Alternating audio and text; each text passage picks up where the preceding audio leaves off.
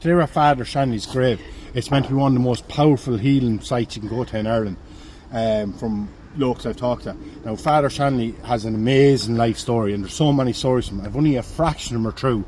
It's still mind-boggling. There's 101 stories. There's ones where he had attempted murder on his life and everything. But we're going to focus on one today, and I'm going to hand you over to Shirley, because I won't be able to regurgitate information without stuttering and stammering, because I'm absolutely freezing. So I'm going to let her freeze her hind legs off and tell you the story. So listen close. So the story of Fr.Shanley and his exorcism, I have to start back a little bit further. So Bobby Bawl was the son of the first Earl of Belvedere, Lord Rochford, and he accused a man wrongly of thievery, and as a result of this the man was hung in Mullingar Gallows. Now, he did swear that he would get Bobby back in the long run. A couple of weeks later, Bobby was having a party at his home, and there was a knock at the door. He'd went out. After a few minutes no one had returned, so they went to check to see where Bobby had gone, and Bobby's body was found on the front step, stabbed to death.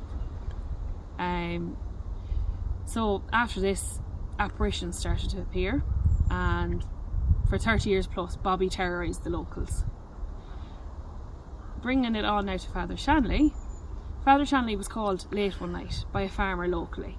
His son was deathly ill and he wanted a blessing for his son. So Fr.Shanley went along to the house, he gave the blessing and he left. And on his travels he met a local man, and they were just chit-chatting, and the ghost of Bobby Bawl appeared before them. Now Fr.Shanley, the other man, was like trying to encourage Fr.Shanley to flee. But he was like, no, I'm going to stand here and I'm going to exorcise this ghost. So he does it, and he banishes the ghost of Bobby Bawl to the shores of Lough Ennel, where his spirit was to be held for eternity. Now they say to this day that particular area of the shoreline of Lough Ennel is extremely choppy, and they say that that's because of the angry spirit of Bobby Bawl still stuck there. Now, Fr.Shanley didn't go unscathed by this.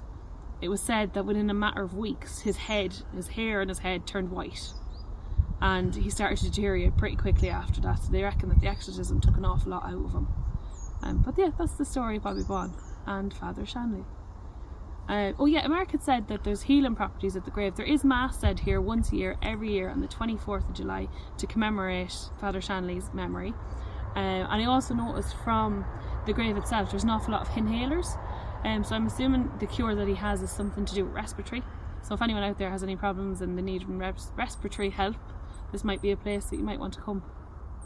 So that's all my story.